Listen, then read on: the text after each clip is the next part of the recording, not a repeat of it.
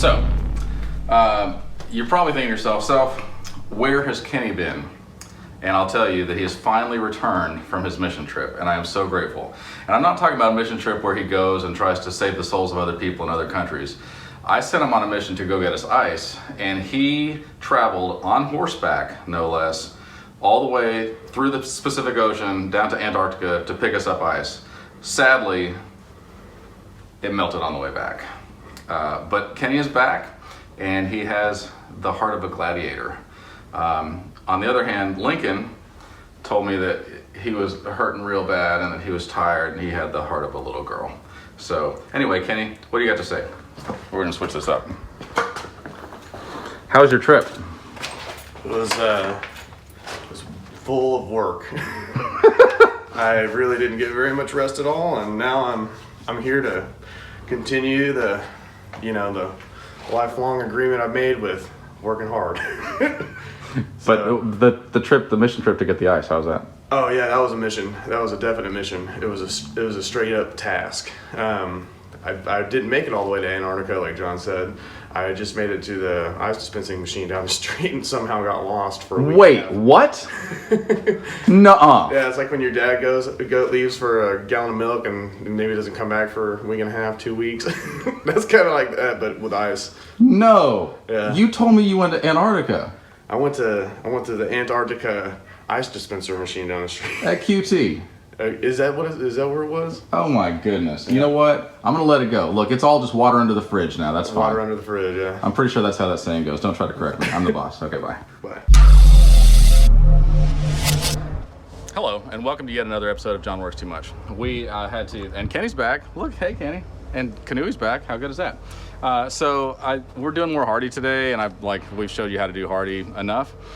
So I thought I'll show you how to do one of these sliding glass doors. So it's got this flange just like a window all the way around, and there's a flange on the bottom, which sometimes you need, but we went ahead and cut this one off with a multi-tool, so that's good. Then we found that if you put these sliding glass doors in and mount them before you close them and lock them, then it ends up being a real issue. Seriously, later on, you're like, darn it, it's not square, and now we're gonna have to get it. So first we put it in place and we lock it, and then we get it in place and just nail it. So it's really not that hard. But the other thing is you want to make sure that the thing is tight because it slides, and a lot of times you'd be like, why isn't this locking? It's because when you push up on it, it just moves the latch and it doesn't actually lock it. So you got to make sure that that's in the right place and everything, and then you just nail it. It's really not hard. So you just come over here and put some nails in it. That's how you put it in a sliding glass, and then trim it out on the inside and the outside, foam and all that stuff. So I do want to talk about the fact, this is a little bit embarrassing. I hate to talk about stuff that's embarrassing for me. I really do. Kenny knows. Have I ever talked about anything embarrassing? Never. So this morning I wake up and I've got to go to the bathroom because, it happens. And I look down, I'm just looking up, and I look down and none of it's going in the toilet. There's no sound. It's just, A split stream. Right. And I was like, no more split pea soup for me for dinner. Oh. That's all I got. Hey, so we got all the siding on the outside. We'll show you that in just a second. But we did this, which is kind of interesting and different. Maybe you guys want to do something like this. So they had this cathedral kind of a ceiling up here, right? And the homeowner was like, hey, we want to have this inset thing, right? This box. So we thought long and hard, and I thought you guys might appreciate kind of seeing how it's done. So I'm going to show you. So what we did is our weight is on top of these walls. There's a double stud right here, and the weight sits on top of those walls. See it? So this like the double stud standing behind the camera, huh? Kind of like the double studs. Yeah, both of you guys standing behind the camera. Okay, so then this goes all the way across, and then we got short little runs that are 5 feet all the way, and they're half the weight is on top of this wall, which takes all the way down to concrete, and then half of it is on this, but it's distributed across. So then from there, we put these boards on in between, and we nailed quite a bit into these. And then once again, half the weight is on top of the wall, and then half of it is out here. And then we did that again, and then we built this little wall, and then we put this ceiling on top of it. So then it's gonna box up in, and we'll show you once it's done, it'll look really cool. But it was still wobbly in the middle, right? So if you got here or anywhere and kind of just grabbed it, it would just like wobble because there's nothing supporting it in the middle. So then what we did... So what if you put too much weight on it, it would fall down, correct? if you didn't? It would definitely wobble, and over time it might sag, right? Just because normally we have something that supports to the rafters. So what we did is we took these boards and we nailed in to this little wall thing, and then we nailed up into the rafters, and we did that in 6 places. So the 4 corners and then one in the middle. It's actually kind of cool. Like if you explain to them, like what happens is you nail that up into the rafter. That rafter leans into that ridge, and that ridge distributes the weight all the way back to a load-bearing wall. To the wall. Yeah. So it actually does do pretty So, good. can we get an inspection? So I got an inspector out here, and today the inspector is Kenny. Okay, Kenny. How you doing, Mr. All right, so I'm gonna do a real fast. It's called the Kenny Test Inspect. All right, you get up here, you look real hard at it, find a nice spot to grab on, and you just and see how it doesn't move, but Kenny does. Wow, you jumped Did all we that pass, way? sir? Huh? It passed inspection. It's got a purple tag. I don't know what that means, but purple's one of my favorite colors. I like it better than red and blue combined. It's red and blue mixed. Yeah. Good one. You got any funny stuff to say? We haven't seen you in a while. Oh, I had some funny stuff to say, but just like Let's go outside. just like any other day. I'm Exhausted? yeah, brain farting. That's fair. So, we got all this siding up before lunch, and we'll take a quick walk. I can't believe you don't have anything funny to say, Kenny. I know it's weird. It is weird. You're such a funny guy, and people look at you. Oh, and here's that board that was 62. 62 and a quarter? Oh, here. Hold on. It's supposed to be 62 and a quarter. What? Oh, that's the quarter. There's 62 and a quarter. That's funny. Kenny thinks he's funny. Take it back. Very dumb. Yeah, well, we're pretty dumb. So there. Can we continue on with let's look this at property? Yeah. This is a professional video. Yeah. So we did all this siding. We got everything caulked, and here in a minute we're about to spray the paint. This is about to be painted what color? So even the black is going to be what color? The black is going to be black, and the white is going to be white. It's going to be those colors. Oh, we're keeping the black black? I thought you said that these were going to be white. This part will be white, but then around the trim and the doors and the windows and stuff, that'll be black. Oh, okay. Perfect. So anyway, that's what we got. What is this going to be used for? We're going to use this. Okay, so a lot of people don't realize this, but with it being 2020, you have to be prepared. And so in case there's another pandemic, something that we could not possibly foresee, werewolf, hornets, or I don't know, like dolphin sharks. Well, I heard that the new corona's causing people to start foaming at the mouth and eat people. Correct. So if you have a zombie apocalypse, That's the strongest coronavirus out there right now. This is past the Kenny test. You have to zombies. eat human beings in order to survive. Yeah. Why don't cannibals get eat it. clowns? Because they taste funny. Anyway, that's all I got. Yeah. Oh, speaking of corona, you know You have my attention. the death rate in Mexico has been rising, right? They keep on finding all these Mexicans just laid out on the ground dead, surrounded by cases of corona. That is weird. So that's the Mexican coronavirus. Oh, hi. How you doing? I'm good. So today we worked on this beautiful little recreational facility, and Kenny and I and John we really kind of did a lot. We did the siding. We did all the what do you call it up there? I don't know. Trim. Oh my gosh, the trim up there. See, I'm not really in construction, but Turns out you are. I'm just beginning to. All right, so check realize. this out. I'm gonna put it in layman terms for Yeah. y'all. So Yeah. today, John decided to get out his pinstripe spray tip for Yep. his spray It's rig. like it sprays this wide. Yeah, it sprays- it's a lot of different layers. It sprays in pinstripes, and also he has the ability to like slow down time and move at an unrealistic pace. Have you ever played Prince of Persia? You like hit the L button. So like whenever he's painting with the pinstripe spray attachment, it looks like someone's fast forwarding a VHS tape. Does it have the wavy lines? Yeah, it's got the wavy lines interlace, or is that interlace or is Yeah, that? Yeah. Okay. Anyways, I don't talk about video stuff anymore because now I'm just a carpenter. All right, so Let's talk to the real man. Okay. Oh, that's me. All right. So what we did here, let me tell you what we did. Yeah. We put up all the siding, we put up all the trim, we caulked everything, we framed the inside up in that ceiling, and then we painted it. That's pretty much what we did. Not really that much. Just kidding, it was a lot of work. But Kenny's amazing, Dave Canooey's amazing, our homeowner over here is amazing. I threw my back out today. What was that thing you said about caulking your mouth earlier? Oh my goodness. He's talking about, he was caulking with a caulk gun. Yeah. C-A-U-L-K, and some of it fell in his mouth. Yeah. Sounds fun. Yeah, it was light caulk, so he's safe. This is not a drill.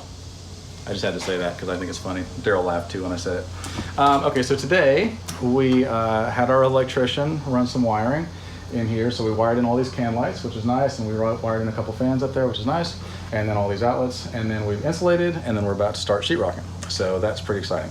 Daryl, I was just talking to Daryl, and he said that he would like to hear about, I had why do bad things happen to good people, and he said he wants to hear why good things happen to bad people. So I'm gonna do both. Number 8, why do bad things happen to good people? First of all, we have to set the record straight. Ain't none of us are good people, okay? So when we're all like, why did this happen to me? I'm innocent. You're innocent compared to other people maybe. Like if you compare yourself to Hitler or some bad person, you're like, look at that, I'm great. I'm not like a heroin addict. I'm not a murderer or a child molester. That's nice, but ain't none of us is good people. And I realize that everybody's gonna argue with me about this, but it's true. The Bible says that God makes the rain to fall down on the good and the evil, and that we're all kind of stuck in the same thing together. And so there's a parable about an enemy comes to his enemy's property and he sows bad seeds in the middle of the night. And so there's this good crop, and then he sows bad seeds in the middle of it. They're called tares, kind of weeds or whatever, in the middle of this crop of wheat. And then when it starts to grow, then the workers come to the owner of the land. They say, hey, there's a bunch of weeds, a bunch of tares in the middle of all this wheat. Should we try to pull them all out? And he's like, no, because they're all tangled together. And so if you try to tear out the bad ones with the good ones, you'll ruin the good ones too. And so we're gonna let them all grow up together, right next to each other, the good and the evil right next to each other, just mingle together. And when the time comes, when the harvest comes, then we'll be able to separate them like the chaff from the wheat. And it'll be just that easy. And so we are stuck, those of us who are good, allegedly, which I'm not a good person. Like, I know that some people are like, man, you're a saint, you're an angel. I'm like, compared to Hitler, yes, but compared to Jesus, absolutely not. Nevertheless, those of us that are good, we will be separated right out. But we still have to suffer right next to everybody else, and that's just part of life. And part of the bad thing about sin is that good people suffer for what bad people do. And that's kind of what makes sin so evil, is the fact that there are good people suffering, innocent people suffering for what bad people do. And does that suck? Yes, that sucks. But also, a lot of the things that we blame God for, we're like, how could you let this and this and this and this happen? I'm sure he looks right back at us and goes, yeah, how do you let all that stuff happen? Because most of the stuff that we complain about is direct consequences from things we were told not to do, and we did it anyway. Anyway, I'm not trying to be a Debbie Downer. So we are going to get some stuff done today. David Kanui's back hurt this morning, and so I hope his back gets better. I know there are those of you that are sick right now, and I hope that you guys get better too. So I hope you have a wonderful day. Love you guys. Oh, hey there. So we got some stuff done today. We got the electrician, my electrician, came and did the wiring, which is great. Got all these can lights put in, which is super fantastic. We insulated the walls that have sheetrock and the ceiling. And then we hung some sheetrock. We also put in doorknobs and things. And I know that you're thinking to yourself, how does John cut this stuff so quickly and so easily? Well, a long time ago, somebody told me, your tape measure doesn't lie. So if you just measure it and then mark it where you measured it, you're good to go. Now that brings up an important point. Like, maybe you're doing something and your tape measure is wrong. I saw something recently and this tape measure was like different sizes. Well, that would be very bad.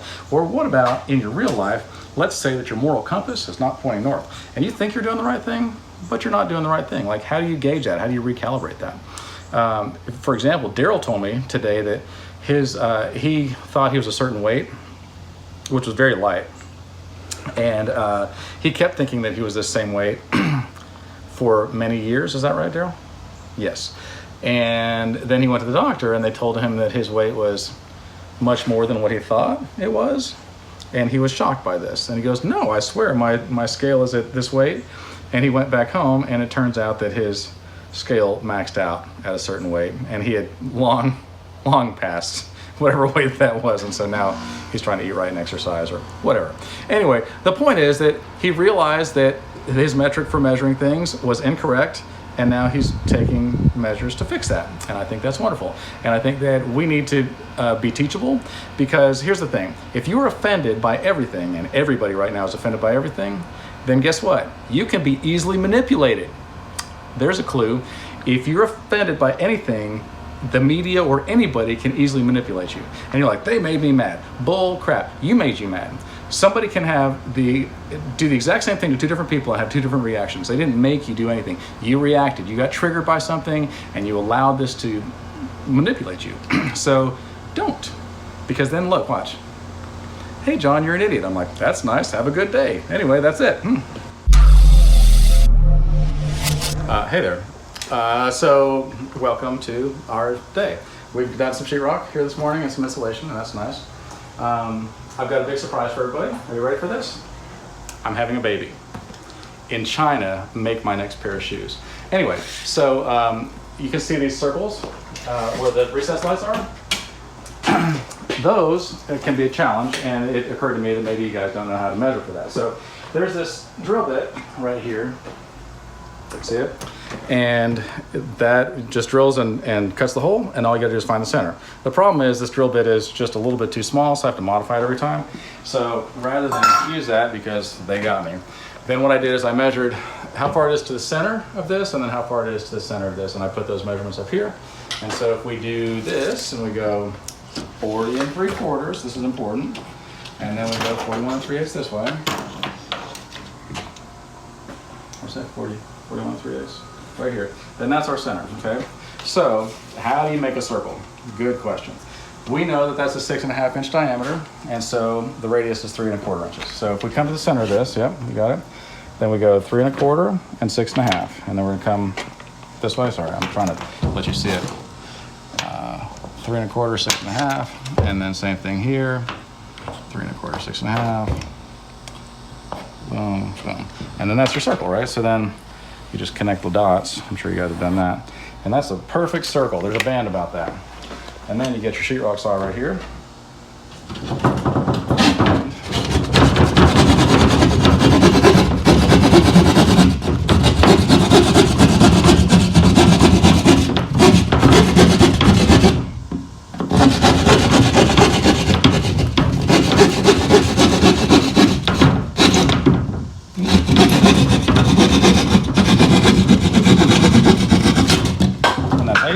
So if you don't know how to cut around circles, now you know how to cut around circles. Pretty simple. So that's what I do with tile or sheetrock or siding or anything like that. And anything else you want to talk about, Canoe? No, I think we're good. Yeah. We're about to go eat lunch. True story. True story. Wait, there's something. Oh, that can wait till later. We are going to go eat lunch. I'm starving. I think my belly button's gnawing away at my spine right now. And clearly I'm sweating a lot. Show them how dry your shirt is. Way, your hand's right in the way. Way dry. Now look at how wet my shirt is. Disgustingly wet. Just nasty. Anyway, love you guys. So, last week I showed you guys how to tape in bed. We got the sheetrock up. That's really amazing. And I showed you kind of the slow, let's patch something kind of way to tape in bed. But now I'm going to show you how to tape in bed with a banjo. And some people call it a banjo. There's two different brands. There's a banjo and a bazooka. But basically what happens is you've got, and my friend Nicole Maxwell from California was like, haha, you're gonna do this with a banjo, you're funny. But basically, it's not an instrument. So your roll of tape goes here, and then latches on, if you can make your fingers work. And then the tape comes through here, and then you take mud that you mix up with water, and fill this in, okay? And I think you can see where this is going, that the tape comes out and it coats it with mud, and then it saves you a process. So we're gonna try this real quick and see if it works. This is our first try since our last try. But basically, then you get this, and let's try something low first. So it's got this handle, and then you get your tape and pull on it, and then just put it in place. Oops. Try not to do what I just did there.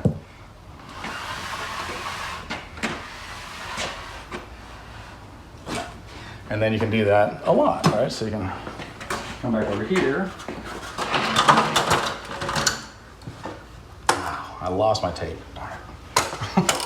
I know this would happen if I was shooting video. It's not that hard to recover. And then Yeah, see it? Gravity. Gravity doesn't want to be my friend right now.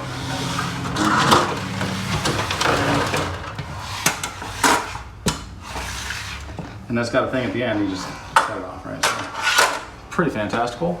And we'll do... And so after you do that, what do you do? Yeah, let me show you. Okay, so then, normally I would take...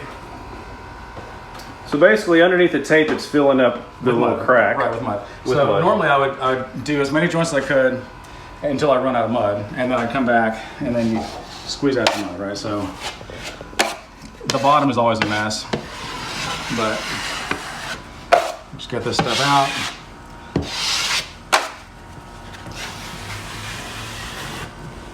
So if you're doing a bigger thing than just a couple tape joints or whatever, then this really does help. I'm gonna scoop this over.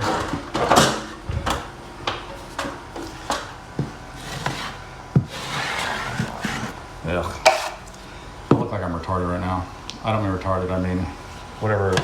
No, you do mean retarded. No, I mean like what's a non-PC, non-offensive way to say that I'm not very smart? To speak about John, retarded. That's fair. I deserve that. Anyway, so that's that, and then I'll show you another one over here. So this one, this was, we had a batch that was pretty wet, so it's probably gonna be pretty wet.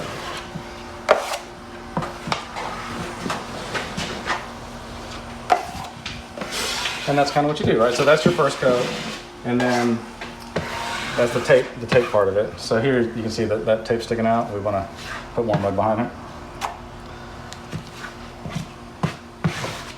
Now it's not sticking out, so now you don't have some stupid looking bubble. And that's that. And then you come across with a bigger knife and then do a big wide thing right here. So normally, if you've got an 8-foot ceiling, it's just one seam right here, but because this is more, this is like an 8'7" or whatever, then we've got to have this piece in the middle. But that's how you use a banjo. So it's not an instrument, it is a tool. Love you guys. So we use the banjo to do tape embedding, and we got all of this tape embedded in one coat. We use the outside corners. I think I showed you how those work. You basically have this stuff and you put mud down and then put this in place and then press down on it. And then that's what we use around the windows, and then around this whole, yeah, you can see it. And then around this this whole inset thing over here. So remember, we framed all this up the other day. That's where the fans are going to be, and then that's where all the recessed lights are going to be, and it looks really nice. So that is tremendous. What would I like to talk to you guys about right now? What do you think, David? Baby elephants? Perfect. Okay, we're going to talk about baby elephants. So, is that what you were saying? No. I felt like that somebody was sending me a message telepathically, talk about baby elephants. So I will. When baby elephants are in a circus, then they want to break their will. So the elephants want to get away. Naturally, they want to be free. They're free creatures like all of us are. And so what they do is they drive a stake deep into the ground, wherever these baby elephants go, and they put a huge chain around their back leg. And these baby elephants want to be free. And so they pull and they tug and they pull and they tug and they pull and they tug, and they really hurt themselves, right? They end up with a big scar around their back foot. And eventually, they realize, as much as I pull, and as much as I tug, and as much as I try to fight, I cannot escape this. I will never get away from this thing, and they stop trying because their will is broken. And they do this when they're small, because if they try to do it when they're big, they can get away. And so they break their will when they're small, and then for the rest of their life, they have a tiny nylon yellow rope that goes around in a stake that's maybe in the ground a foot. And they feel any resistance, and they just stop and they go, I've tried this before, it's hopeless, and they don't try anymore. But the truth is that even if they had the big chain, as an adult elephant, even if they had the chain and the big stake, they could lift that thing up and they could walk away for their freedom. And so I guess the point that I'm trying to make is, are we like that? When we're small, I feel like every one of us has been broken to some degree. We've been told, you are not good enough, you cannot do this, you will not rise to this occasion, and just give up because it's hopeless. Don't even bother trying. You've been scarred by this, you've been hurt by this, and there's no point in even trying anymore. But the truth is, you're a big elephant now. So lift that foot up and walk away and be free from these bonds that are holding you for so long.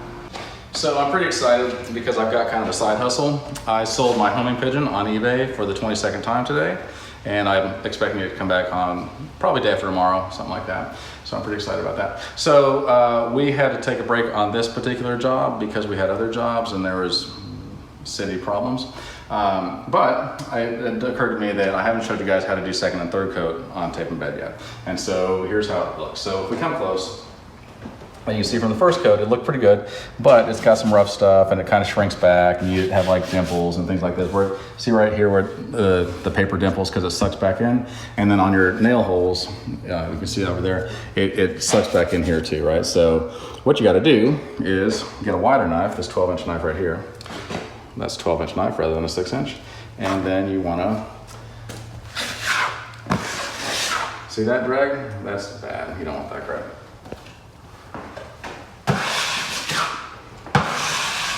Then you want to float this out, right? So what the concept is that you're building it out and then back in, kind of, but it's very subtle. And so as you do that, you want it to be smooth, and finished looking.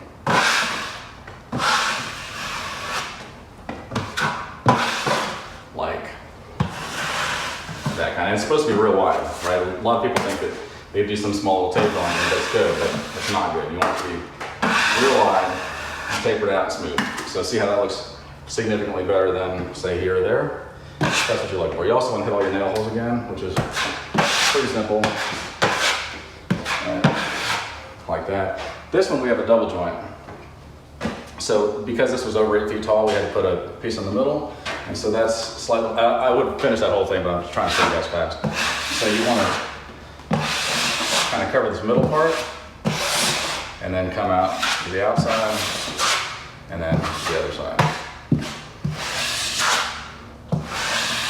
Like that. So you end up with a pretty wide tape joint on that, but then it looks much better. So on your corners, there's a corner over here, give me a second. Let me get a different knife.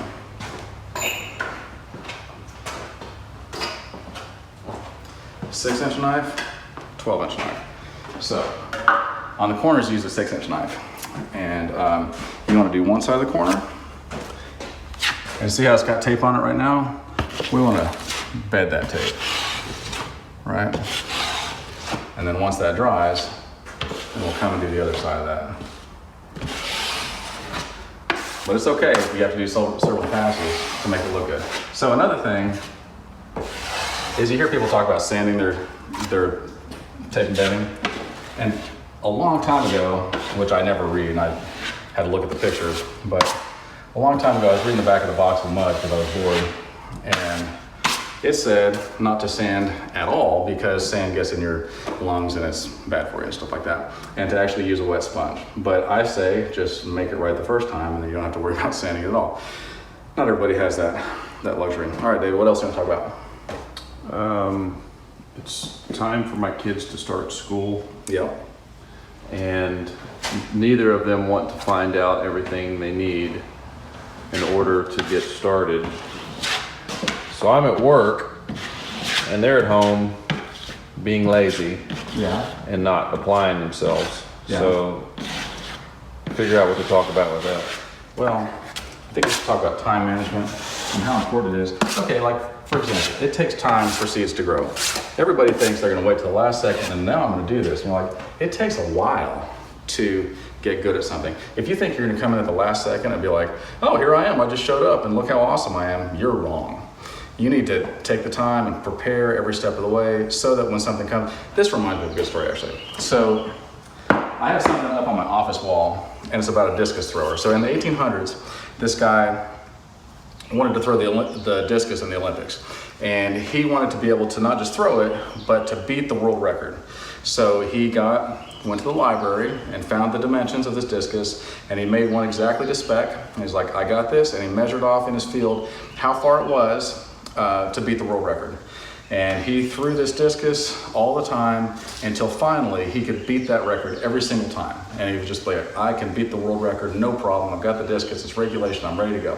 He goes and tries out for the Olympics and they hand him the discus and he's like, what's this little thing? And they're like, oh, that's a discus. And he goes, no, my discus is solid steel. And they're like, ours is wood and it's coated in a thin coat of steel. And he's like, But the thing is, he had trained with something that was so heavy that by the time they gave him the real discus, he's like, I know I can beat the world record with the heavy discus. Watch this. And he just, nobody touched his record for decades. Nobody could beat him because everybody practiced with the light thing and he had practiced with the heavy thing. And I think that sometimes in life, we're stuck with stuff that's like, man, this is really hard. This is really difficult. Why do I have to go through all this? But later on in life, something comes along and you're like, this is nothing compared to what I've already dealt with. This pain is nothing like the pain I'm used to. And then you actually dominate. So I think it's very important to be as prepared as you possibly can every step of the way so that when hard times come, you're ready. And it does take time for seeds to grow. All right, love you guys.